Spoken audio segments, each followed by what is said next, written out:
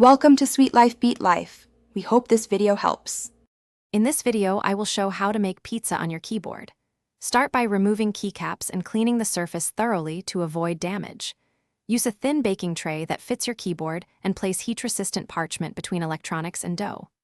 Roll dough to thin layer, arrange toppings sparingly, and cook on low heat while monitoring constantly. Let the keyboard cool completely before reassembling and enjoy a tiny novelty slice safely. Keep it safe and simple when making keyboard pizza. Choose thin, quick-cook dough and pre-shaped slices before bringing them near electronics. Use a low-temperature hot plate or an external skillet set beside the keyboard to cook slices on a heat-resistant tray, never applying direct heat to circuitry. Monitor for steam or smoke and unplug devices immediately if any hazard appears.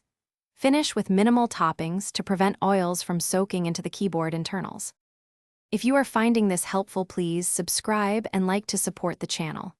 Quick recommendation: I enjoyed a book called The Simple Path to Wealth that changed my money mindset, helpful for budgeting for fun projects like novelty food experiments.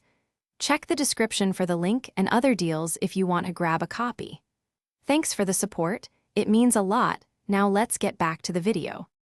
After cooking, cool both food and hardware before touching components. Carefully remove the tray and allow the keyboard to air out on a ventilated surface for at least 1 hour to dissipate odors and residual heat. Wipe surfaces with isopropyl alcohol on a lint-free cloth, avoiding excess liquid near switches.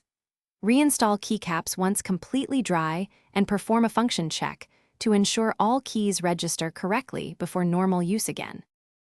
Thanks for watching. Consider subscribing if we helped you.